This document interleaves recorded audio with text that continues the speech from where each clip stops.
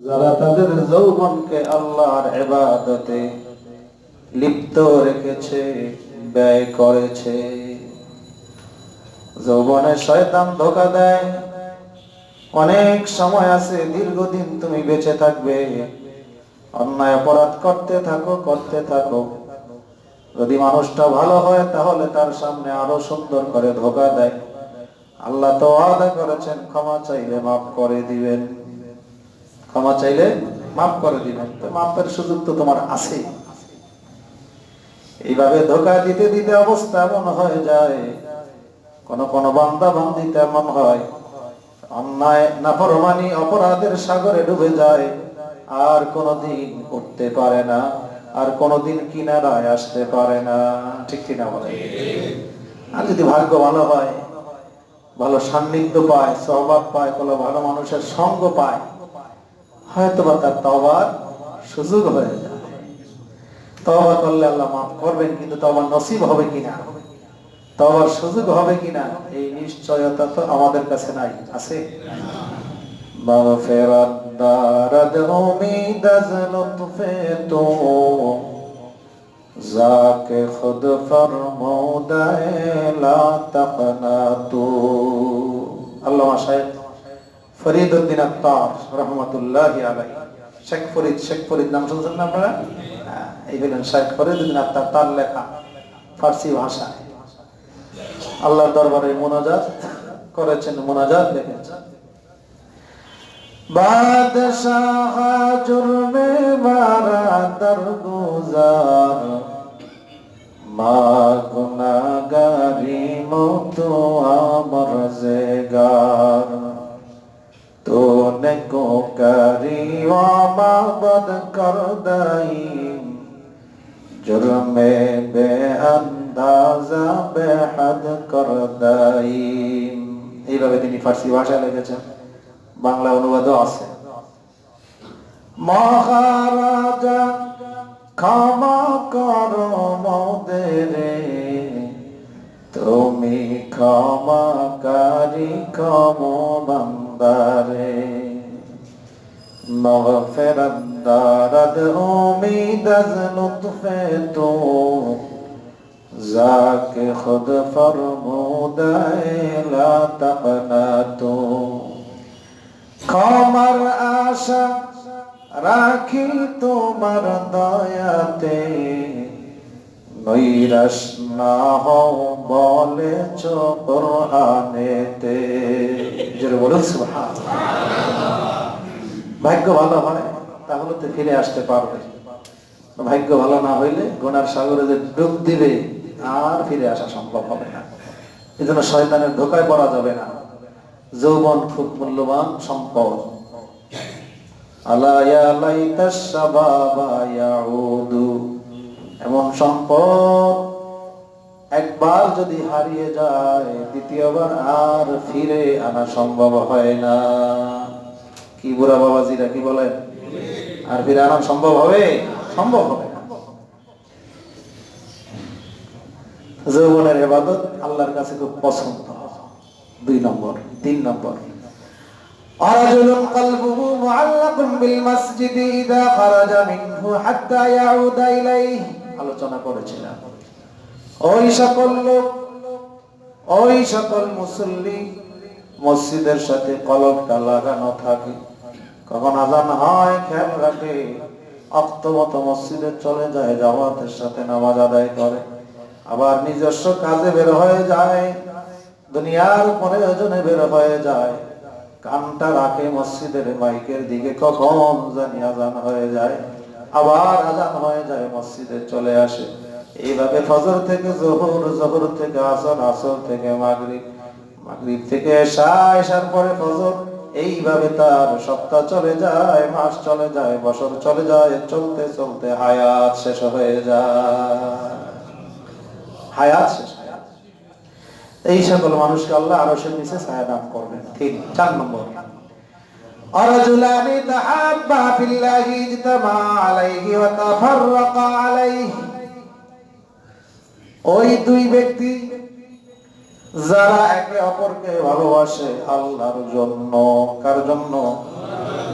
সম্পদ পাওয়ার জন্য নয়, অন্য কোনো স্বার্থ হাসিলের জন্য নয়, স্বার্থ আদায়ের জন্য নয়, আল্লাহর জন্য ভালোবাসে। যেহেতু আল্লাহওয়ালা, এই জন্য তাকে ভালোবাসে। আমরা আল্লাহর ওলিদেরকে ভালোবাসি কিনা? আল্লাহর নৈকট্যবান বান্দাদেরকে ভালোবাসি কিনা? ভালোবাসি। যদি বলি আবু বকর সিদ্দিক রাদিয়াল্লাহু তাআলা আনহু নামটা শোনার সাথে সাথে কলিজাটা নরম হয়ে যায়, মহব্বত দৌড় দেয়, ঠিক কিনা বলেন? কার জন্য ভালোবাসেন? আরজুলানি তাহাব্বা ফিল্লাহি, দুই ব্যক্তি যারা একে অপরকে ভালোবাসে আল্লাহর জন্য, এই যে তামা আলাইহি, একত্রিত হয় আল্লাহর জন্য, অতাফাররাকা আলাইহি, কখনো যদি বিচ্ছিন্ন হয় তাও আল্লাহর জন্য বিচ্ছিন্ন হয়। বাট লোকটা খুব ভালো মানুষ, সত্য কথা বলে, ভালো উপদেশ দেয়, হঠাৎ করে দেখা গেল তার মুখ থেকে অন্যায় কথা বের হয়ে গেছে, আল্লাহর বিরুদ্ধে, রাসূলের বিরুদ্ধে বের হয়ে গেছে।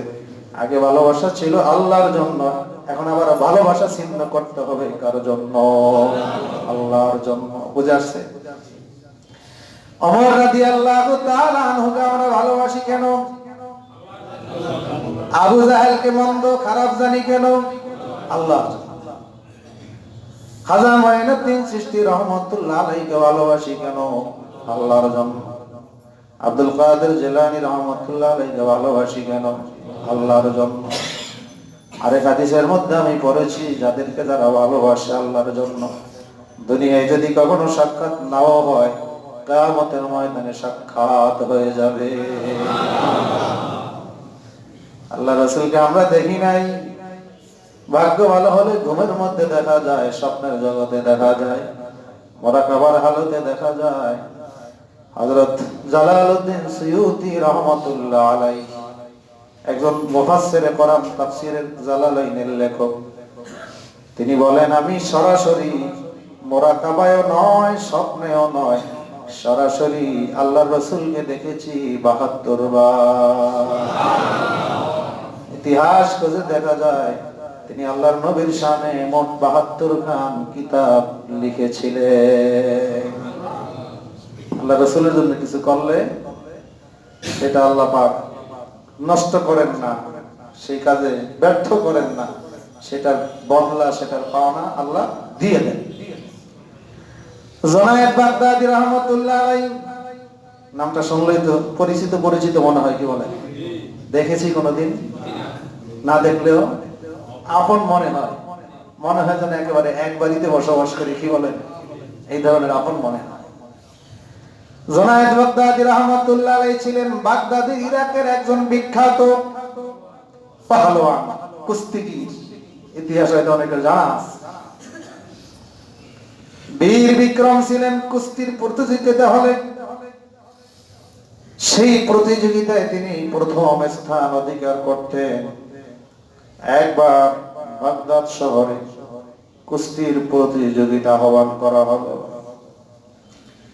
সেখানে প্রতিযোগিতায় অংশগ্রহণ করেছে একজন আওলাদে রাসূল, আল্লাহর নবীর একজন বংশের লোক, জীর্ণ শীর্ণ, স্বাস্থ্যহীন। সকল মানুষ হাস্য রহস্য উপহাস করে, এই লোকটি কেন এখানে উপস্থিত হয়েছে? আল্লাহর নবীর আওলাদ জুনায়েদ বাগদাদীর কাছে চলে গেল, কানে কানে কি জানি বলল, ও জুনায়েদ বাগদাদী, তুমি এই বাগদাদের সবচেয়ে শক্তিশালী মানুষ, তোমার উপস্থিতিতে কেহ কুস্তিতে প্রথম স্থান অধিকার করতে পারে না, তা জেনে শুনে আমি এখানে অবতীর্ণ হয়েছি, উপস্থিত হয়েছি। ও জুনায়েদ বাগদাদী, আমি আওলাদে রাসূল, রাসূলের ভালোবাসায় আজকে আমাকে একটু উপকার করো, আমাকে একটু উপকার করো।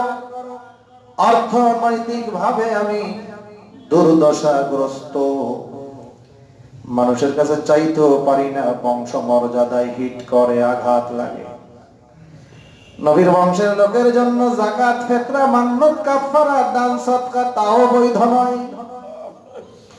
মানুষের কাছে হাতও পাততে পারি না, বংশের সম্মানের কারণে। আবার কোন দান সদকা যাকাত গ্রহণ করতে পারি না, এটাও নিষেধ। আজকে শুনলাম এই কুস্তিতে যদি ফার্স্ট হওয়া যায়, প্রথম স্থান অধিকার করা যায়, তাহলে অনেক সম্পদ পাওয়া যাবে। যদি পাই তাহলে আমার দীর্ঘদিন সংসার চলবে, আমার একটু উপকার হবে। তুমি তো কত প্রতিযোগিতায় ফার্স্ট হয়েছো, আজকে তোমার স্থানটা একটু আমাকে ছেড়ে দাও, বৃথা যাবে না। আমি নবীর বংশধর, তোমার যে কোনো একটা সফলতা অর্জিত হয়ে যাবে। জুনায়েদ বাগদাদী রাহমাতুল্লাহ আলাইহির জীবনীর মধ্যে রয়েছে, যখন বলেছে আওলাদে রাসূল নবীর বংশধর জুনায়েদ বাগদাদী, সাথে সাথে কায়েদ হয়ে গেছে, মনটা নরম হয়ে গেছে। আজকে নবীর বংশধরকে ইজ্জত করতেই হবে, সম্মান করতেই হবে। কুস্তি লাগার সাথে সাথে জুনায়েদ বাগদাদী ধরাশায়ী হয়ে গেছে, আল্লাহর নবীর বংশের লোকটা বিজয়ী হয়ে গেছে, পুরস্কার প্রাপ্ত হয়েছে, অনেক সম্পদের অধিকারী হয়েছে। দিনটা কোন রকম কাটতে না কাটতে যখন রাত হয়ে গেল, জুনায়েদ বাগদাদী ঘুমের বিছানায় চলে গেল। ঘুম এসে গেল, আল্লাহর নবী তার বাড়িতে হাজির হয়ে গেলেন। স্বপ্নের মধ্যে দেখা দিলেন, ও জুনায়েদ, আমার বংশের লোককে তুমি ইজ্জত করেছো, সম্মান করেছো, আজকের থেকে তুমি আর আগের মতো জুনায়েদ থাকবা না, ওলিদের দপ্তরে তোমার নাম লেখা হয়ে গেছে। এই জন্য আল্লাহর জন্য, আল্লাহ রাসূলের জন্য কিছু করলে সেটার পাওনা কি আল্লাহ দিয়ে দেন। শেখ ফরিদউদ্দীন আত্তার রহমাতুল্লাহ আলাইহির কথা বলতেছিলাম। তিনি ছিলেন একজন দোকানদার। কিসের দোকান? আতরের দোকান। কিসের দোকান? আত্তার। আত্তার এটা তার উপাধি, আর নাম হইল ফরিদউদ্দীন। আত্তার মানে আতরওয়ালা, আতর বিক্রেতা। খুব নামি দামি দোকান, দেশি বিদেশি আতর পাওয়া যায়। খুব ব্যস্ত মানুষ, খালি কাস্টমার, ক্রেতা আর ক্রেতা। একজন ভিক্ষুক থালা সামনে অগ্রসর করে দিয়েছে, আমাকে কিছু দাও, আমাকে কিছু দাও। কয়েকবার চাওয়ার পরে ভ্রুক্ষেপ করে না। আমরা করি না অনেক সময়, ব্যস্ত থাকি, তার দিকে খেয়াল করি না। একটু খেয়াল করা দরকার, একটু খেয়াল করা দরকার। আমার তো উচিত ছিল তার খোঁজ খবর নিয়ে বাড়ি দিকে পৌঁছে দেওয়া। তো সে তো আমার কাছে এসেছে উপকার আমাকে করার জন্য। তার তো কিছু পকেট, কিছু প্যান্ট, কিছু সুবিধা হবেই, কিন্তু মূলত উপকার হবে আমার দোকানে এসেছে, আমার বাড়িতে এসেছে, আমার কাছে রাস্তায় দেখা করেছে। আমার তো দায়িত্ব ছিল খোঁজ খবর নিয়ে বাড়িতে দিকে দিয়ে আসা। কি বলেন, নাকি উল্টা বললাম? তো সে যেহেতু উপকার করছে, কাছে আসছে, তাড়াতাড়ি 1 টাকা 2 টাকা 5 টাকা যতটুকু সাধ্য করে তাকে দিয়ে দেওয়া এবং তার সাথে ভালো ব্যবহার করা। ফরিদউদ্দীন আত্তার রহমাতুল্লাহ আলাইহি ভ্রুক্ষেপ করলেন না সেই দিকে। এবার ভিক্ষুক বলল, ও মেয়ে, তুমি কি মরবা না? আমি তো মরবো, তাতে কি হয়েছে? তুমি কিভাবে মরবা? কিভাবে তুমি মারা যাবে? তুমি যেভাবে মারা যাবে আমিও সেইভাবে মারা যাব। বলার সাথে সাথে ভিক্ষুক ঝুলিটা এক পাশে রাখলো, থালটা আরেক পাশে রাখলো, আস্তে করে শুয়ে গেল, লা ইলাহা ইল্লাল্লাহু মুহাম্মাদুর রাসূলুল্লাহ সাল্লাল্লাহু আলাইহি ওয়াসাল্লাম। বলার সাথে সাথে মারা গেল, জান শেষ হয়ে গেল। শেখ ফরিদউদ্দীন আত্তার রহমাতুল্লাহ আলাইহির সাথে সাথে অস্থির হয়ে গেলেন, আমি কি তার মতো মরতে পারবো? মারাই গেছে একেবারে, না আর দুনিয়া। হায় রে, আমার মরণ কি ইমানের সাথে হবে? আমার মরণ কি তার মতো হবে? অস্থির হয়ে গেলেন। দোকানটা আল্লাহর রাস্তায় দান করে দিলেন, আল্লাহর রাস্তায় নেমে গেলেন। গোটা জীবন আল্লাহর রাস্তায় ছিলেন। অনেক ভান্ডার তিনি রেখে গেছেন, অনেক কবিতা, অনেক কসিদা তিনি রেখে গেছেন। এই যে ক্ষমা প্রার্থনার কবিতা পড়লাম, মোনাজাতের মধ্যে আমি পড়ে থাকি, তার কবিতা। বাদশাহ জুলমে মারা দরগুজার, মা গুনাহগারি মতো আমরজেগার, তোনে কো কারি ওয়া মাবদ কর দাইম,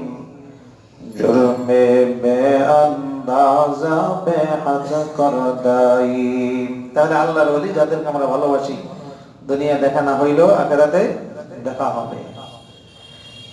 1 2 3 4। এবার 5 নম্বর, কোথায় ছায়া পাবে? আরশের নিচে ছায়া পাবে। পঞ্চম দল, রাজুলুন যাকারাল্লাহ খালিয়ান ফাফাদাত আইনা। ওই সকল মানুষ একা একা বসে আছে, আশপাশে কোনো মানুষ নাই। ওই সময় তার পিছনের জিন্দেগির নাফরমানির কথা, গুনাহের কথা মনে পড়ে গেছে। দিনের বেলায় হতে পারে, রাতের বেলায় তাহাজ্জুদের সময় হলো তার উত্তম সময়, আসল সময়। একা একা আল্লাহর কথা মনে পড়েছে। ফাফাদাত আইনাহু, আল্লাহর ভয়ে, জাহান্নামের ভয়ে, জান্নাতের আশায় তার দুই চক্ষু থেকে পানি প্রবাহিত হওয়া শুরু হয়ে গেছে। ওই ব্যক্তিও কিয়ামতের ময়দানে আরশের নিচে ছায়া পাবে। এবার 6 নম্বর, রাজুলুন দাতু ইমরাতুন যাতু হাসাবিন ওয়া জামালিন ফাকালা ইন্নী আখাফুল্লাহ। ওই যুবক, ওই সকল যুবক যাদেরকে কোনো বংশীয় রূপসী সুন্দরী যুবতী মেয়ে অন্যায় অপরাধ মূলক কাজ করার জন্য নির্জনে সুযোগ মতো আহ্বান করেছে। বুঝেন না অর্থ? অন্যায় অপরাধে লিপ্ত হওয়ার মতো সম্পূর্ণ সুযোগ ছিল, থাকা সত্ত্বেও দুনিয়ার কোন মানুষ দেখেন না। দেখেন কে? আল্লাহর ভয়ে তখন সে বলেছে, এই কথা বলে তার প্রস্তাবকে প্রত্যাখ্যান করেছে। ছেলে প্রত্যাখ্যান করেছে মেয়ের প্রস্তাবকে, অথবা মেয়ে প্রত্যাখ্যান করেছে ছেলের প্রস্তাবকে। এই কথা বলে, ইন্নী আখাফুল্লাহ, আমি আল্লাহকে ভয় করি, আমি আল্লাহকে ভয় করি। ওয়া আম্মা মান খাফা মাকামা রাব্বিহি ওয়া নাহান নাফসা আনিল হাওয়া ফাইন্নাল জান্নাতা হিয়াল মাওয়া। 30 নম্বর পারার দ্বিতীয় সূরা, সূরা নাজিয়াতের শেষে আল্লাহ বলেন, মান খাফা মাকামা রাব্বিহি ওয়া নাহান নাফসা আনিল হাওয়া। অন্যায় করার সুযোগ থাকা সত্ত্বেও কিয়ামতের ময়দানে আল্লাহর কাছে হিসাব দিতে হবে, এই চিন্তা করে যেই ব্যক্তি অন্যায় থেকে দূরে থাকলো, অনাহান নাফসা আনিল হাওয়া, অন্যায় থেকে দূরে থাকলো, ফাইনাল জান্নাতা হিয়াল মাওয়া, জান্নাতি হইল তার ঠিকানা, জান্নাতি হবে। পাক ভারত উপমহাদেশের শ্রেষ্ঠ মুহাদ্দিস হযরত শাহ ওলিউল্লাহ মুহাদ্দিস দেহলভী রহমাতুল্লাহ আলাইহি, তারই বংশধর শাহ আব্দুল আজিজ রহমাতুল্লাহ আলাইহি, আব্দুল আজিজ মুহাদ্দিস দেহলভী রহমাতুল্লাহ আলাইহি হাদিসের কিতাব পড়ান। কত আগের কথা, অনেক আগের কথা। এখন তো বাংলাদেশ পাক ভারত উপমহাদেশে অসংখ্য মাদ্রাসা রয়েছে, যেখানে বুখারী শরীফের মতো কিতাব পাওয়া যায়, মুসলিম শরীফের মতো কিতাব পাওয়া যায়, অসংখ্য হাদিসের কিতাব পাওয়া যায়। আর আমি যেই সময়ের কথা এখন বলছি, ওই সময়টা এমন ছিল হাদিসের কিতাব সচরাচর সব জায়গায় পাওয়া যেত না। আব্দুল আজিজ রহমাতুল্লাহ আলাইহি হাদিসের কিতাব পড়ান কামিল দাওরা ক্লাসে।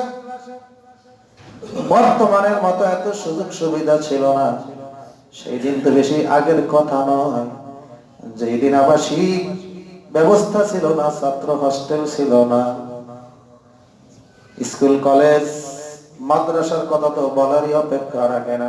মানুষের বাড়িতে বাড়িতে, বাংলা ঘরে, কাছারি ঘরে, লজিং থেকে ছেলেরা লেখাপড়া করতো।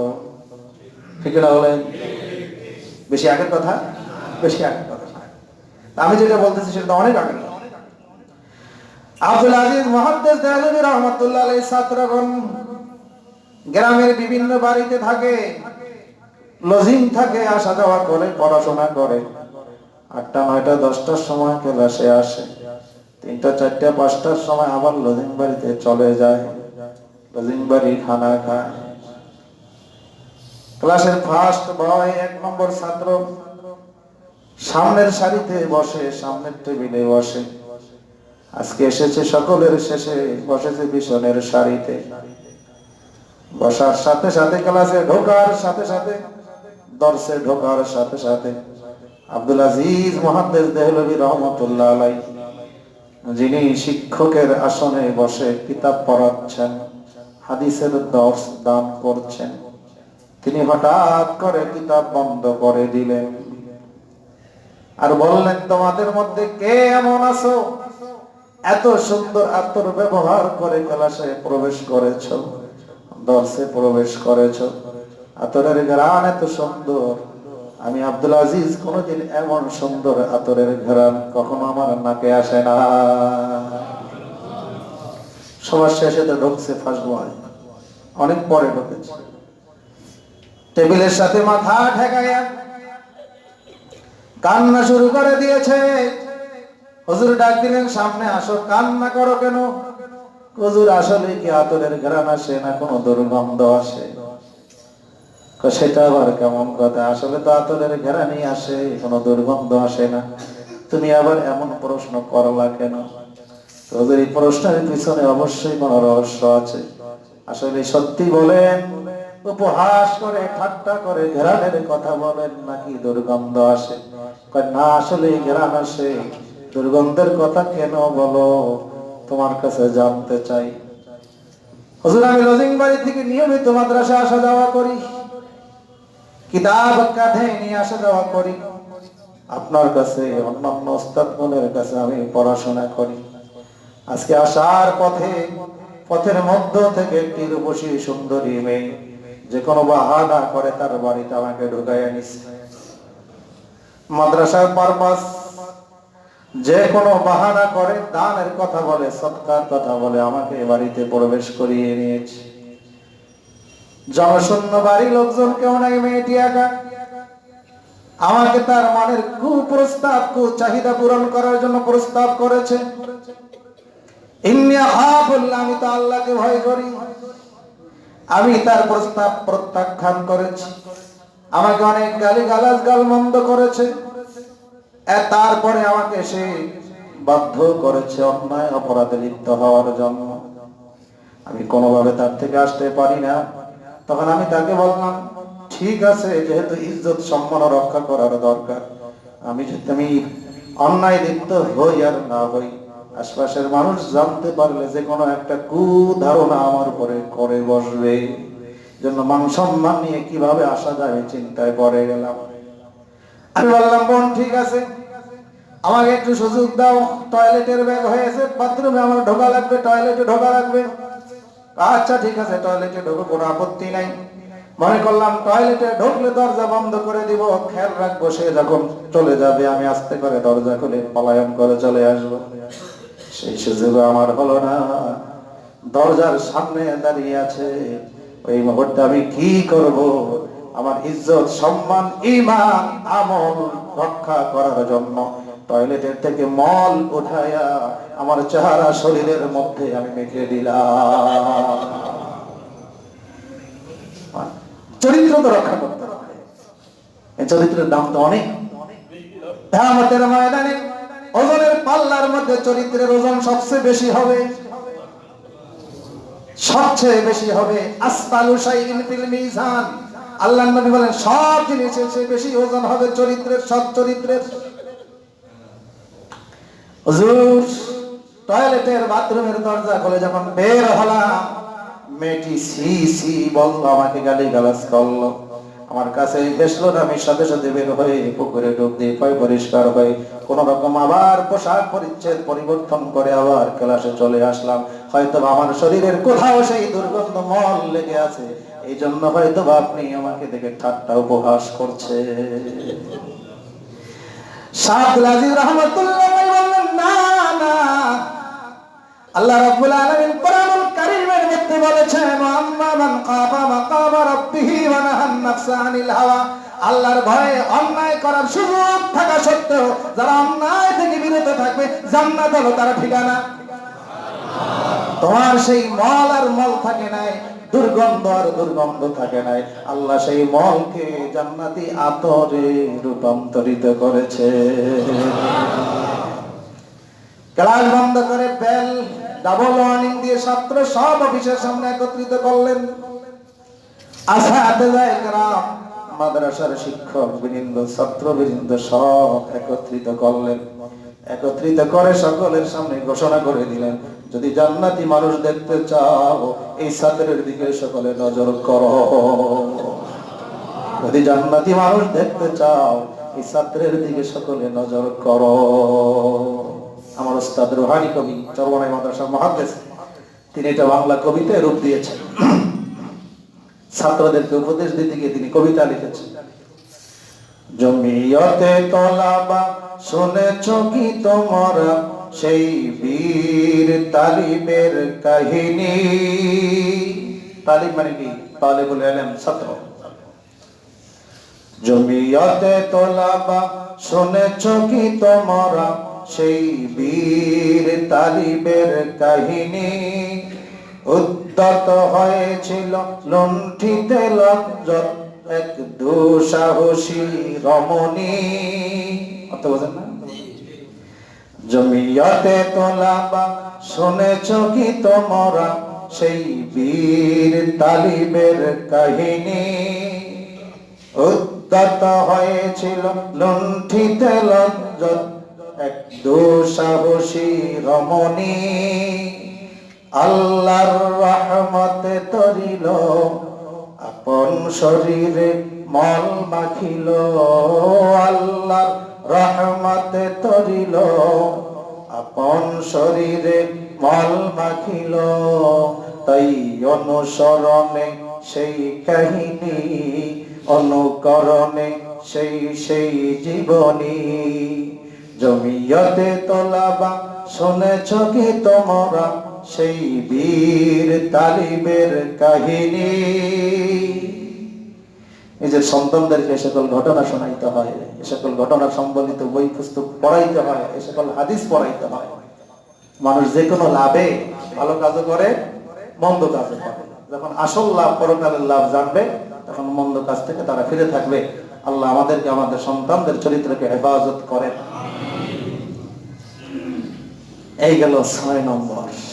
আরো বড় একটা হাদিস আছে, পড়ার এখন সময় নাই, অনেক লম্বা হাদিস, এটা আগে শেষ করি। ওয়ারাজুলুন তাসাদদাকা বিসাদাকাতিন ফাআখফাহা হাত্তা লা তা'লামা শিমালুহু মা তুনফিকু ইয়ামিনুহু। সপ্তম প্রকার জান্নাতে আরশের নিচে ছায়া পাওয়ার 7 দলের মধ্যে সপ্তম দল হলো এই সকল মানুষ তাসাদদাকা বিসাদাকাতিন, দান করে আল্লাহর রাস্তায়, ফাআখফাহা, একেবারে গোপনে দান করে। এমন গোপনীয়তা রক্ষা করে দান করার সময়। আমাদের এলাকায় হাজী সাহেব আছেন একজন, গোপন তো থাকে না শেষ পর্যন্ত, আল্লাহ প্রকাশ করে দেয়। কি বলে? আল্লাহ প্রকাশ অটোমেটিক প্রকাশ হইলে হয়ে যায়। তো নিজে প্রকাশ না করা, নিজে প্রকাশ না করা। কোন এলাকায় যদি তাহাজ্জুদ গুজার বান্দা থাকে, তাহাজ্জুদ গুজার বান্দা চায় না তার তাহাজ্জুদের কথা প্রকাশ করতে, কিন্তু অটোমেটিক কি হয়ে যায়? প্রকাশ হয়ে যায়, কারণ আল্লাহই প্রকাশ করে দেয়। মান কাসুরাত সালাতুহু ফিল লাইলি হাসানাত ওয়াজহুহু ফিন নাহার। রাসূল পাক সাল্লাল্লাহু আলাইহি ওয়াসাল্লাম বলেন, রাতে যাদের নামাজ বেশি হয়, দিনের বেলায় তাদের চেহারা আলোকিত হয়ে যায়। মান কাসুরাত সালাতুহু ফিল লাইলি হাসানাত ওয়াজহুহু ফিন নাহার। দান করে এমন ভাবে যে গোপনীয়তা রক্ষা করে। হাজী সাহেবের কথা বলতেছিলাম। হাজী সাহেব জীবিত আছে, সুস্থ আছে। 500 টাকার নোটটাকে 10 টাকার নোট দিয়ে পেঁচাইয়া তারপরে বাক্সে দেয়, বুঝলেন না? দান করে 510 টাকা, আর যারা দেখে মনে করে 10 টাকা দিচ্ছে। 500 টাকার নোটকে 10 টাকা দিয়ে তারপরে ঢেকে তারপরে বাক্সের মধ্যে দেয়। আল্লাহ তো দেখাই দিচ্ছেন, এটা মানুষ বললো কিভাবে? আল্লাহ তো প্রকাশ করেই দিচ্ছেন, কিন্তু নিজে প্রকাশ না করা।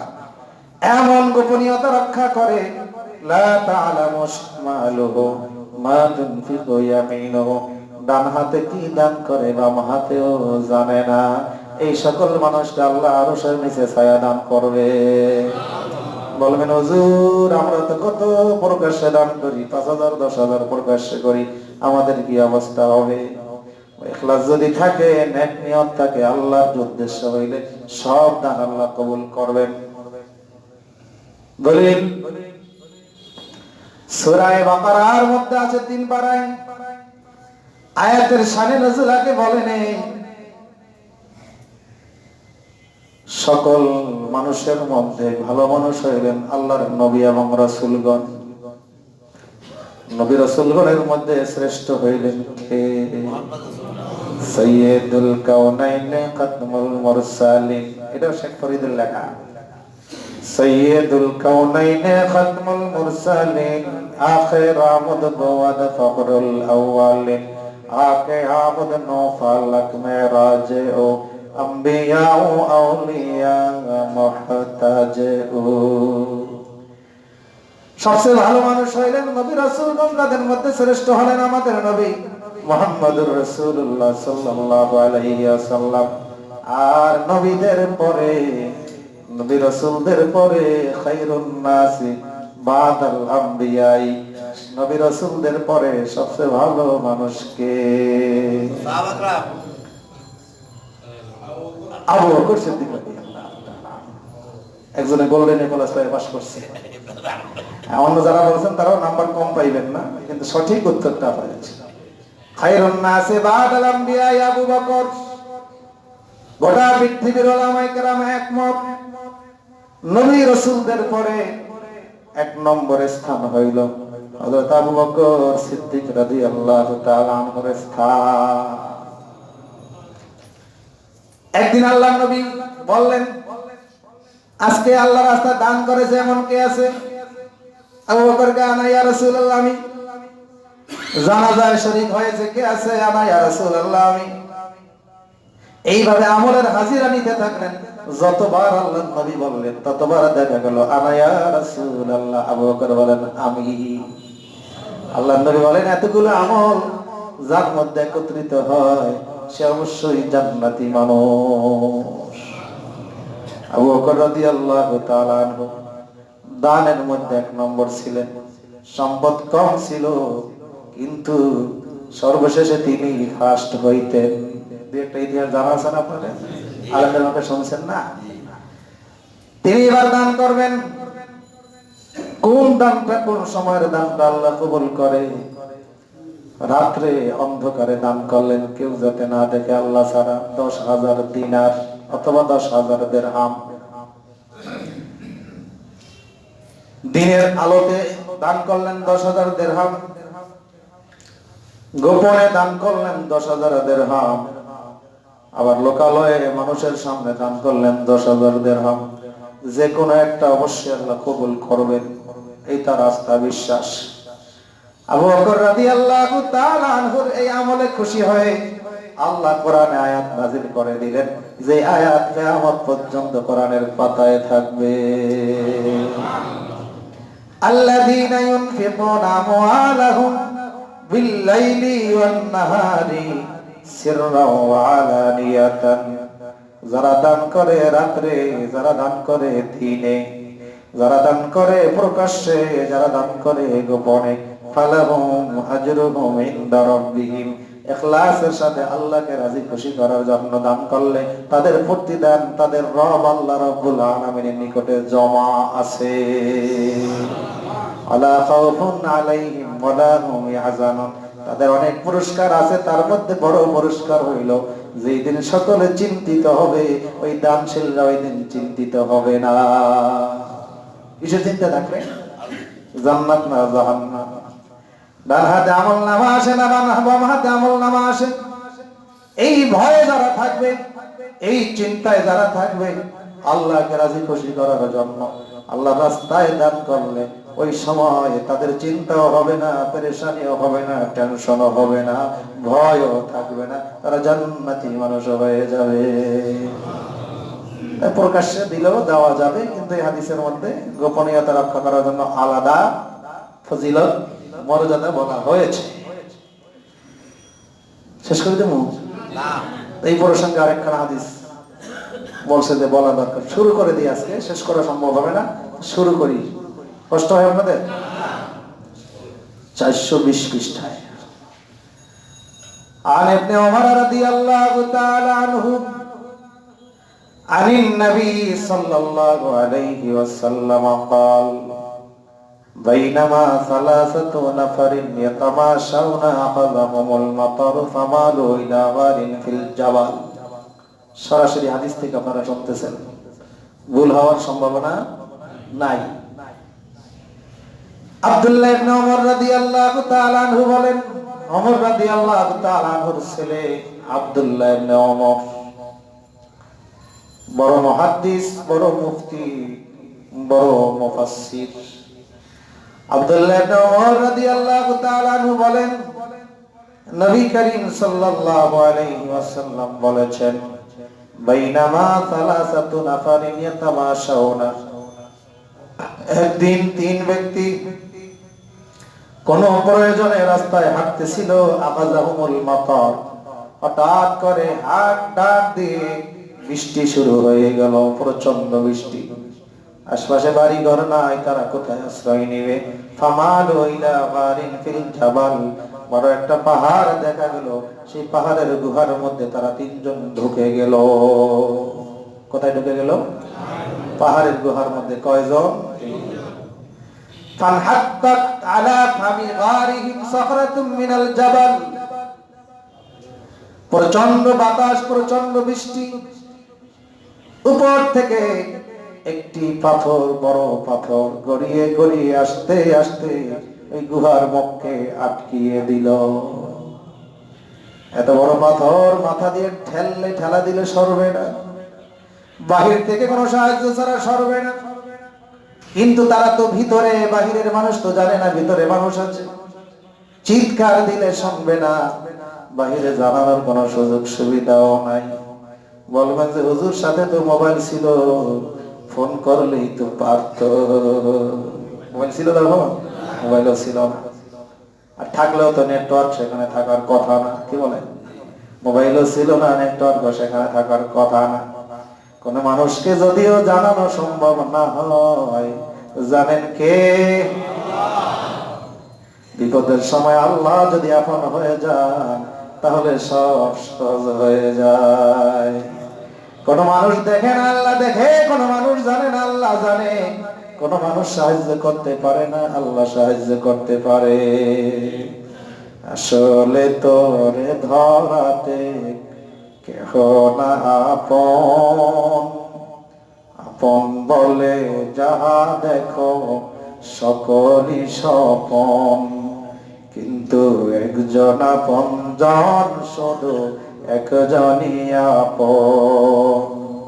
তিনি ছাড়া এ ধরাতে, তিনি ছাড়া তো জাহানে নেই তোর কোনো জন, সুখে দুঃখে সকল সময়, সুখে দুঃখে সকল সময় তিনি আপন, তিনি স্বজন, একজন আপনজন শুধু একজনই আপন। ঠিক কিনা বলে? তব আসল মাসক যিনি, না ডাকলেও হাজির তিনি, ডাক দিয়ে দেখে বার্তাকে, ডাক দিয়ে দেখে বার্তাকে, প্রেম সুধা কেমন, প্রিয়জন কেমন, একজন আপনজন শুধু একজনই আপন।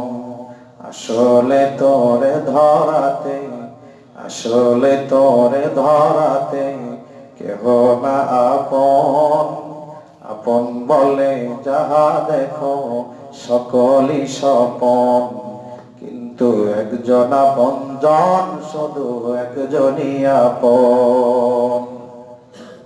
আমরা তো বলবো না অনেক আপন আছে, মা আমার আপন, বাবা আমার আপন, স্ত্রী আমার আপন, বাসায় না যাইতে খায়ও না ঘুমায়ও না। মা আমার আপন, দূরে গেলে কাঁদতে কাঁদতে মা দিশেহারা হয়ে যায়। বাবা আমার আপন, দেরি হইলে ফোন করতে করতে অস্থির হয়ে যায়। সন্তান আমার আপন, বাবা বলে গলা জড়িয়ে ধরে। ভাইরা আমার, আপনও এক সময় পর হয়ে যায়। সকল আপন যখন পর হয়ে যায় তখন আপন থাকেন কে? তুমি যখন মারা যাবে হয়তো কয়েক দিন কাঁদিবে। দুনিয়ার আপনজনের কথা কবি বলেন, তাদের অবস্থা কি? তুমি যখন মারা যাবে হয়তো কয়েক দিন কাঁদিবে,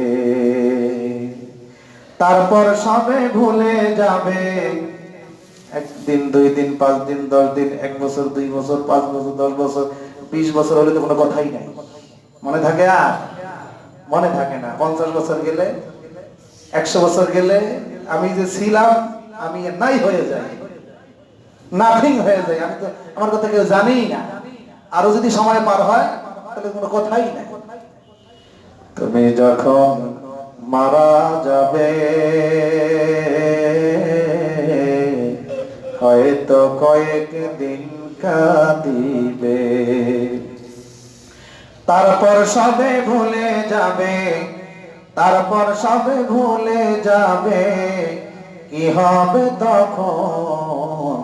কে হবে আপন? একজন আপনজন শুধু একজনই আপন।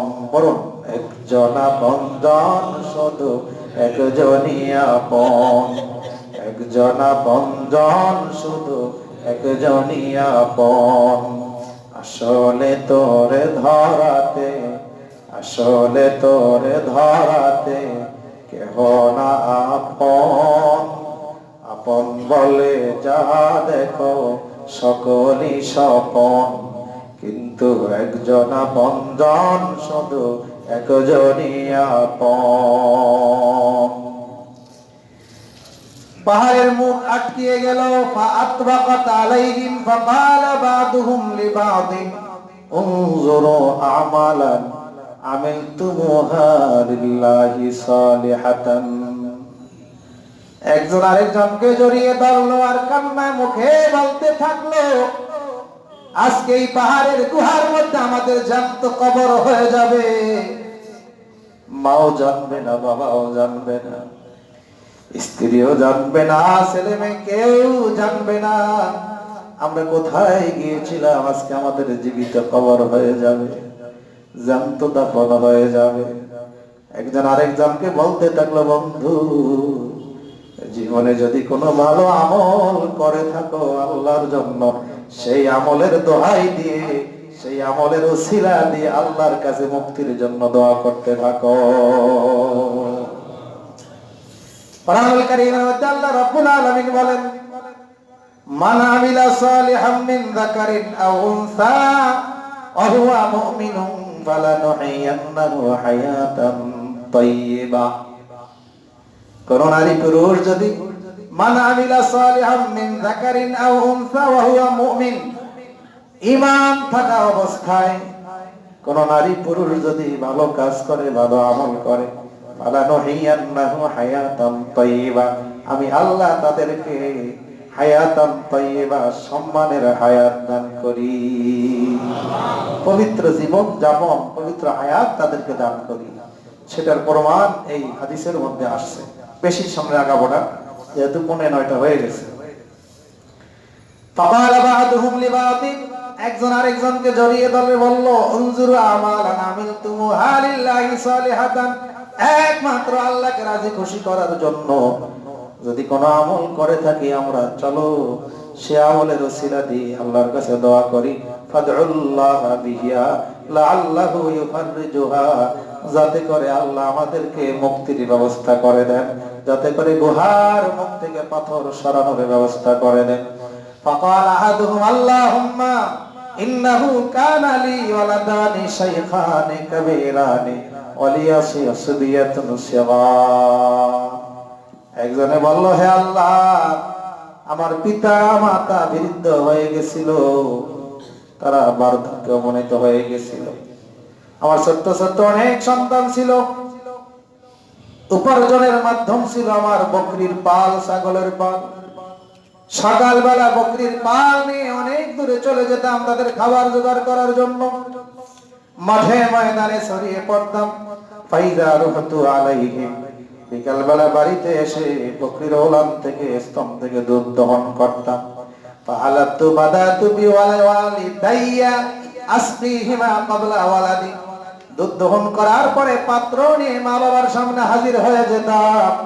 আগে আমার বৃদ্ধ মা বাবাকে দুধ পান করানোর পরে অবশিষ্ট দুধ আমার সন্তানদেরকে পান করাতাম, তারপরে আমি আমার স্ত্রী পান করতাম। ফাইযা রুহতু আলাইহিম ওয়া আন্নাহু ক্বাদ নাআ বিশ-শাজারু, একদিন একটা ঘটনা ঘটে গেল। আজকে অনেক দেরি হয়ে গেল, রাত্র হয়ে গেল। ফামাতাইতু হাত্তা আমসাইতু ফাওয়াজাতুহুমা ক্বাদ নামা, এত বেশি রাত্র হয়ে গেল, এসে দেখি মাও ঘুমিয়ে গেছেন, বাবাও ঘুমিয়ে গেছেন। ফাহালাতু কামা কুনতু আহলুহু, প্রতিদিনের মতো দুধ দহন করলাম। ফাজিতু বিল হিলাবি, দুধের পাত্র নিয়ে, ভাণ্ড নিয়ে। ফাকুমতু ইনদা রুসিহিমা, মায়ের মাথার কাছে, বাবার মাথার কাছে দাঁড়িয়ে গেলাম। আকরাহু আন উকিজাহুমা ওয়া আকরাহু আন আবদা বিসবিয়াতি ক্বাবলাহুমা, আসবিয়াতু ইয়াতাদাগাউনা ইনদা কদামাইয়া। অপছন্দ করলাম আমার মা বাবাকে ঘুম থেকে জাগ্রত করে তাদের মুখে দুধ দিতে। না জানি কষ্ট হয়ে যায়, না জানি বেজার হয়ে যায়। আবার এটাও পছন্দ করলাম তাদের আগে আমার সন্তান, ছোট্ট ছোট্ট শিশু বাচ্চাদের মুখে দুধ দিতে। আমার পায়ের কাছে ছোট্ট ছোট্ট শিশুরা, আমার ছেলে মেয়েরা চিৎকার করতেছিল, কান্নাকাটি করতেছিল দুধ পান করার জন্য। সারাদিন তার না খাওয়া মানুষ, কিন্তু আমার তো নিয়মিত অভ্যাস, বাবা মার মুখে না দিয়ে সন্তানের মুখেও দেই না, নিজেরাও খাই না। এই অভ্যাস রক্ষা করার জন্য সন্তানদের চেহারার দিকে তাকিয়ে থাকলাম, খাবার দিলাম না। এইভাবে ফালাম ইয়াজাল যালিকা দাবি ওয়া দাবুহুম হাত্তা তালাআল ফাজর, এভাবে করতে করতে ফজরে রক্ত হয়ে গেল। ফাইন কুনতা তাআলামু ইন্নী ফাআলতু যালিকা বিতিগা ওয়াজহিকা ফাফরুজ লানা ফুরজাতান নারা মিনহাস সামা। আল্লাহ, যদি কাজটা একমাত্র তোমার রাজি খুশির জন্য করে থাকি, যেহেতু তুমি আদেশ করেছো মা বাবার সেবা করার জন্য, মা বাবার খেদমত করার জন্য, কাজটা যদি তোমার রাজি খুশি করার জন্য করে থাকি, তাহলে একটু রাস্তা খুলে দাও, পাথর সরিয়ে দাও, যাতে আমরা আসমান দেখতে পাই। ফাফাররাজাল্লাহু লাহুম হাত্তা ইয়ারাউনাস সামা, আল্লাহ সাথে সাথে দোয়া কবুল করলেন, পাথর সরিয়ে দিলেন, এখন আসমান দেখা যায়। কয়জন ছিলেন? 3 জন। একজনেরটা বলা হইল, আর 2 জনেরটা ইনশাআল্লাহ আগামীতে বলা হবে। আল্লাহ আমাদের হায়াত দারাজ করেন। আপনাদেরকে একটা দাওয়াত দেই। দাওয়াত খাওয়া ভালো না খারাপ? হ্যাঁ, ওই দাওয়াত সমস্যা। কোন দাওয়াত? যে দাওয়াতে যাওয়ার আগে গণা লাগে যে আগে দাওয়াতে গেলে 2000 টাকা খরচ হবে, কি বলে? হ্যাঁ, 5000 খরচ হবে। হ্যাঁ, সহযোগিতার জন্য হইলে আলাদা কথা, আর যদি রসুম হয়, রেওয়াজ হয়, এটা বড় দুঃখজনক কথা, কি বলে? এটা বড় দুঃখজনক কথা। গরিব হইলে সাহায্য, সেটা আলাদা কথা। যাই হোক, দাওয়াতটা হইলো, আশা করি আপনারা থাকবেন। খাজা বাকি বিল্লাহ রহমতুল্লাহ আলাইহি একজন আল্লাহর ওলি ছিলেন। নাম শোনেন আপনারা? অনেক বড় উচ্চ ধরনের ওলি ছিলেন খাজা বাকি বিল্লাহ রহমতুল্লাহ আলাইহি। কাশ বন্ধ হয়ে গেছে, কাশ বোঝেন? আল্লাহর হুকুম মানতে মানতে, ইবাদত করতে করতে জিকির করতে করতে বান্দার অবস্থা এমন হয়ে যায়, বান্দার অবস্থা এমন হয়ে যায়, দূরবীনে যা দেখা না যায় বান্দা সরাসরি দেখতে পায়। কোন কবরের পাশে দাঁড়াইলে আপনি বলতে পারবেন এই কবরবাসীর মন আযাব হইতেছে না শান্তি হইতেছে। কোন একটা মানুষের সামনে দাঁড়াইলে তার ভিতরটা আপনি বুঝতে পারবেন তার মধ্যে কি মানুষের চরিত্র না পশুর চরিত্র। এটাকে বলা হয় কাশফ। কি বলা হয়? কাশফ বলা হয় তাসাউফের ভাষায়। আর একটাকে বলা হয় কারামত, অলৌকিক ঘটনা ঘটে যায়। আল্লাহর ওলিদের থেকে এরকম ঘটনা ঘটে, আমরা কম বেশি শুনে থাকি। খাজা বাকি বিল্লাহ রহমাতুল্লাহ আলাইহি আরেকটা ঘটনা মনে পড়ছে। এক মসজিদের ইমাম সাহেব, আপনার এই মসজিদের না অন্য জায়গার কথা বলতেছি, এক মসজিদের ইমাম সাহেব পাগড়ি বাঁধতে, পাগড়িটা এই অবস্থায়, আবার অনেক পাগড়ি আছে একেবারে সেলাই করা, টুপির সাথে ফিট করা, পাগড়ি মেম্বরের আইনে উনি চলে যায়, আবার নামাজের সময় মাথায় দিয়ে নামাজ পড়ে। এই মসজিদের খাদেম সাহেব একদিন মসজিদ ঝাড়ু দেয় অথবা মুয়াজ্জিন সাহেব, তো রহস্য করে অনেক সময় মুরব্বীর পোশাক টোশাক পরি না আমরা, অনেক সময় চশমাটা ফালে বাবা রাখছে, দেখি চশমাটা পরে কেমন দেখা যায় আয়নার সামনে দাঁড়াইয়া, দেখি না আমরা অনেক সময়। তো খাদেম সাহেব পাগড়িটা মাথায় দিচ্ছে, দেওয়ার পরে এখন মসজিদে মুসল্লিরা তো ঢুকতে শুরু করছে। কোন কোন মুসল্লি তো মসজিদে বসে কিছু বলে না, আর কোন কোন মসজিদের মুসল্লিরে সে ঝাড়ু দিয়ে পিটানো শুরু করেছে, ঝাড়ু দিয়ে পিটানো শুরু করছে। এখন তো গন্ডগোল তো শুরু হয়ে গেছে, জানাজানি হয়ে গেছে, অমুক মসজিদের খাদেম পাগল হয়ে গেছে, মুসল্লিদেরকে ঝাড়ু দিয়ে পিটায়। খবর গেছে ইমাম সাহেবের কানে, তাড়াতাড়ি ইমাম সাহেব দৌড় দিয়ে এসে পাখিটা গলে ফেলছে। এখন আর পিটায় না, সুস্থ হয়ে গেছে। এখন পিটায় না গিয়ে গেছে, সুস্থ হয়ে গেছে। ঘটনা কি ছিল? ইমাম সাহেব উনি আল্লাহর ওলি ছিলেন, তিনি মানুষের আসল রূপ বুঝতে পারতেন। আল্লাহ তার মধ্যে কাশফ দিয়ে দিচ্ছেন। কি দিয়ে দিচ্ছেন? কাশফ দিয়ে দিচ্ছেন। তো ওইটার তাসির, ওইটার প্রভাব তার পোশাকের মধ্যেও ছিল। বলে পোশাকের মধ্যে থাকে কেমনে? যারা বিড়ি খায় ওই পোশাকের মধ্যে বিড়ির গন্ধ পাওয়া যায়, ঠিক না বলেন? এরকম আল্লাহর ওলিদের পোশাকের মধ্যে আল্লাহ ওয়ালার সিফাত গুণ পাওয়া যায়। একটা উদাহরণ দিলাম মাত্র। তো খাজা বাকি বিল্লাহ রহমাতুল্লাহ কাশ হঠাৎ করে বন্ধ হয়ে গেছে, অস্থির হয়ে গেছে, সংযোগ বন্ধ হয়ে গেছে, মারিফতের দরজা বন্ধ হয়ে গেছে। চিন্তা করতে করতে ঘুমায় গেলেন। ঘুমের মধ্যে আরেক আল্লাহর ওলি পরামর্শ দিলেন, তুমি মক্তবে যাও, হাফেজি মাদ্রাসায় যাও, নুরানি মাদ্রাসায় যাও, সেখানে গিয়ে ওই নিষ্পাপ কোরআন পড়নেওয়ালা শিশু বাচ্চাদের কাছে দোয়া চাও, তারা দোয়া করলে তোমার কাশ আবার খুলে যাবে। দেখছেন তাদের কত পাওয়া। নুরানি মাদ্রাসারে তো আমরা কোনো গুরুত্বই দিই না, ছোট্ট ছোট্ট কোরআনের মাদ্রাসাকে আমরা কোনো গুরুত্বই দেই না। যাই হোক, কাশফের কথা না, এটা একটা ঘটনা আপনাদেরকে শোনাইলাম। তো আমাদের একটা মাদ্রাসা আছে, কাজীবাড়িতে আছে, আপনারা জানেন, দিয়াবাড়িতে আছে আরেকটা, ওই নবাবের বাগে আছে একটা।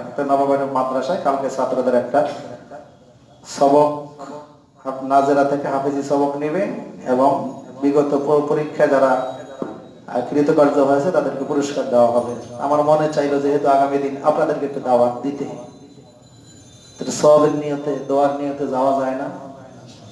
যাওয়া যায়? আচ্ছা, তো যারা যাবেন এখানে এসে নামাজ পড়লে এখান থেকে আপনাদেরকে নেওয়ার ব্যবস্থা থাকবে। চিনবেন না তো? নবাবের বাগের আছেন নাকি? হ্যাঁ, দক্ষিণ পাড়া, এই যে গোদারাঘাটের পরে বা দেশা একটু দোয়া হবে। আপনারা সেখানে থাকলেন, যদি কিসমতে কিছু থাকে না আমাদের ব্যবস্থা হবে, আর কিসমতে না থাকলে আর কি করার আছে? কি বলেন? থাকবেন তো ইনশাআল্লাহ? যাবেন তো? দেখি কারা কারা রাজি আছে। আলহামদুলিল্লাহ, আলহামদুলিল্লাহ, কবুল করো আল্লাহ, হাতগুলোকে কবুল করো। আরে মাদ্রাসায় দোয়ার যে কোনো অনুষ্ঠানে যাইতে হয়, আল্লাহ ওয়ালাদের সহবাতে যাইতে হয়, কোনটা আল্লাহ কবুল করে, কোনটা আমার নাজাতের ওসিলা হয়ে যায়। তো ঠিক আছে, আপনারা ইনশাআল্লাহ থাকবেন। তো এখন আমরা দোয়া করবো, একটু আল্লাহ পাকের পবিত্র নামের জিকির করে নেই। লা ইলাহা ইল্লাল্লাহ, লা ইলাহা ইল্লাল্লাহ, লা ইলাহা লা ইলাহা ইল্লাল্লাহ লা ইলাহা ইল্লাল্লাহ মুহাম্মাদুর রাসূলুল্লাহ আল্লাহ আল্লাহ আল্লাহ আল্লাহ আল্লাহ আল্লাহ আল্লাহ আল্লাহ আল্লাহ আল্লাহ আল্লাহ সেরতে আল্লাহ খাফিতে আল্লাহ সেরতে আল্লাহ খাফিতে আল্লাহ কলবেতে আল্লাহ রূহেতে আল্লাহ আল্লাহ আল্লাহ আল্লাহ আল্লাহ আল্লাহ আল্লাহ আল্লাহ আল্লাহ আল্লাহ আল্লাহ আল্লাহ বলে তুমি আরশে আজিম চলে যাও আরশ হতে দিদার করে আরশ হতে দিদার করে প্রেম সাগরে ডুবে যাও আল্লাহ আল্লাহ আল্লাহ আল্লাহ আল্লাহ লা ইলাহা ইল্লাল্লাহ মুহাম্মাদুর রাসূলুল্লাহ সাল্লাল্লাহু আলাইহি ওয়াসাল্লাম। তো কালকে যারা দোয়ায় যাবেন এখানে এশার নামাজ পড়লে এশার নামাজ যিনি পড়ান ইমাম সাহেবের সাথে দেখা করলে একসাথে যাওয়ার ব্যবস্থা করা হবে। আল্লাহ সকলকে কবুল করো। اللهم آمين. الحمد لله رب العالمين. الصلاة والسلام على سيد الأنبياء والمرسلين وعلى آله وأصحابه أجمعين والعاقبة للمتقين. ربنا ظلمنا أنفسنا وإن لم تغفر لنا وترحمنا لنكونن من الخاسرين. ربنا آتنا في الدنيا حسنة وفي الآخرة حسنة وقنا عذاب النار. ربنا لا تزغ قلوبنا بعد إذ هديتنا وهب لنا من لدنك رحمة إنك أنت الوهاب. اللهم إنا نسألك العفو والعافية في الدين والدنيا والآخرة. رب العالمين মহিয়ান গরিয়ান সর্বশক্তিমান মাওলা দীর্ঘ সময় আপনার হাবিবের বাণী আমরা শুনেছি, কোরআনের কথা আমরা শুনেছি, হাদিসের কথা আমরা শুনেছি। আল্লাহ নেককার পরহেজগার মানুষের কথা আমরা শুনেছি, ন্যায়পরায়ণ সৎ চরিত্রবান মানুষের কাহিনী জীবনী আমরা শুনেছি। রব্বুল আলামিন আমাদের আপনার পবিত্র নামের জিকির আমরা করেছি, আপনার হাবিবের প্রতি দরুদ সালাম আমরা পাঠ করেছি। হে আল্লাহ আমাদের সকল নেক আমলগুলো কবুল করে নিন। নেক আমলের হাদিয়া সওয়াবকে লাখ কোটি কোটি গুণে বৃদ্ধি করে বাংলাদেশ থেকে কয়েক হাজার মাইল দূরে সোনার মদিনায় সবুজ মিনারার নিচে সবুজ গম্বুজের নিচে আমাদের প্রিয় নবীজি প্রায় ১,৫০০ বছর আগে আমাদেরকে তিন করে শোক সাগরে ভাসিয়ে দিয়ে ওই গম্বুজের সবুজ গম্বুজের নিচে ঘুমিয়ে গেলে আজ পর্যন্ত আমরা তার দেখা পাইলাম না, আজ পর্যন্ত আমরা তার সাক্ষাৎ পাইলাম না। আমাদের সকলের নেক আমলের হাদিয়াগুলো সেই সবুজ গম্বুজওয়ালা প্রিয় নবীজির রূহ মুবারকে পৌঁছিয়ে দিন। আবু বকর ওমর ফারুক রাদিয়াল্লাহু তাআলা আনহুমা আমার নবীর কোলের মধ্যে ঘুমিয়ে আছেন, তাদের রূহে সব পৌঁছে দেন। জান্নাতুল বাকির মধ্যে প্রায় 10,000 সাহাবায়ে কেরামের কবর। উম্মাহাতুল মুমিনিন আমার নবীর স্ত্রীগণ, আমাদের আম্মা জানদের কবর। এ আল্লাহ, বদরের ময়দানে 14 জন শহীদ সাহাবীর কবর। উহুদের ময়দানে আমির হামজা রাদিয়াল্লাহু তাআলা আনহু 70 জন শহীদের লাশ কোলে নিয়ে ঘুমিয়ে আছে। এ আল্লাহ, খন্দকের যুদ্ধ সহ বিভিন্ন যুদ্ধ জিহাদে এই ইসলামের পতাকাকে উড্ডীয়মান করে রাখার জন্য জীবন দিয়েছেন, শাহাদাত বরণ করেছে। আল্লাহ, তাদেরকে আমরা কি দিব? দেওয়ার মতো কিছু নাই। তাদের রক্তের বিনিময়ে 1500 বছর পরেও ইসলাম আমাদের কাছে আছে। আল্লাহ, কোরআন আমাদের কাছে আছে। আল্লাহ, দ্বীন ইসলাম আমাদের কাছে আছে। আমাদেরকে কিছুই তো তাদেরকে দিতে পারলাম না। আমাদের সকল নেক আমলের হাদিয়াগুলো তাদের রহতে পৌঁছায়া দেয়। আদম আলাইহিস সালাম থেকে শুরু করে সকল নবী রাসূলগণ তাদের ঈমানদার উম্মতগণের রহতে সব পৌঁছে দেয়। ইয়া আল্লাহ, সাহাবায়ে কেরাম, তাবিঈন, তাবিঈন, সালেহিন, সিদ্দিকিন, শাহাদায়ে কেরাম, উলামায়ে কেরাম, আইম্মায়ে কেরাম, আওলিয়ায়ে কেরাম তামামের রহতে সব পৌঁছে দেন রব্বুল আলামিন। এই সপ্তাহে বিজয় দিবস আমাদের অতিবাহিত হয়ে গেল।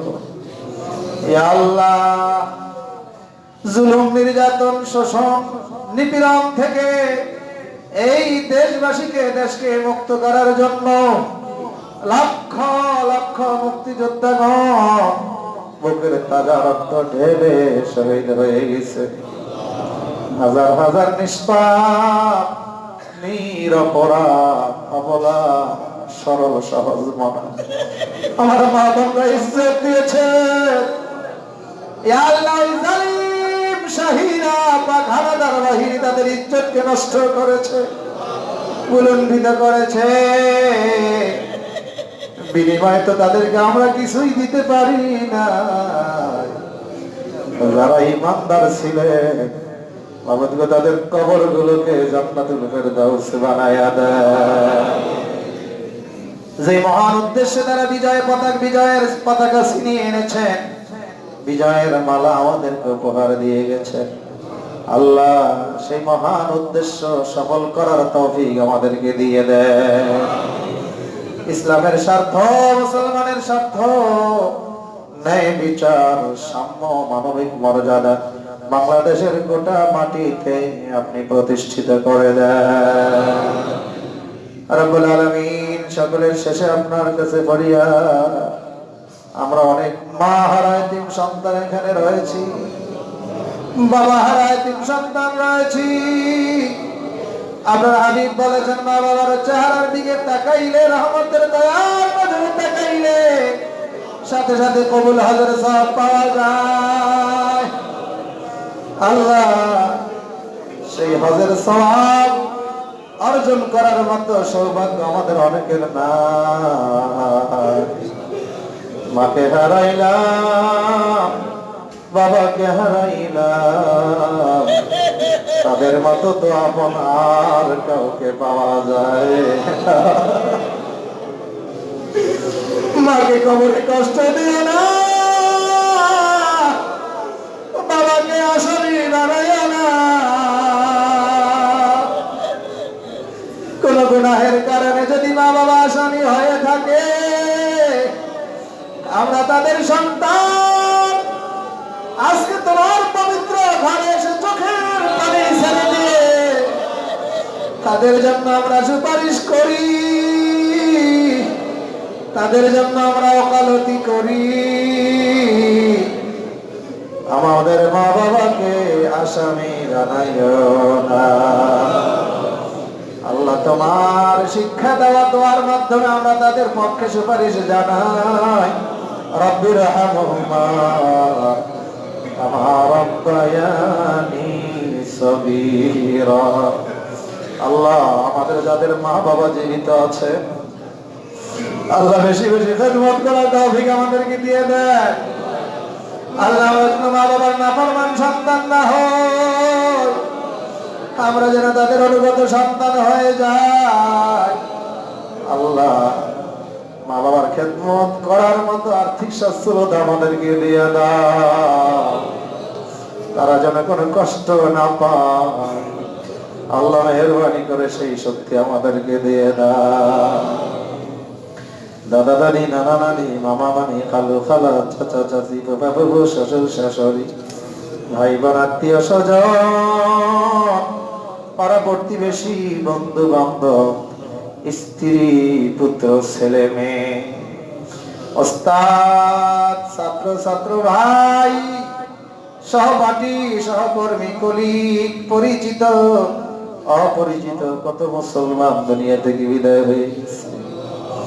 আল্লাহ এই মসজিদটা প্রতিষ্ঠা করে গেছে, আজকে অনেকে দুনিয়াতে নাই।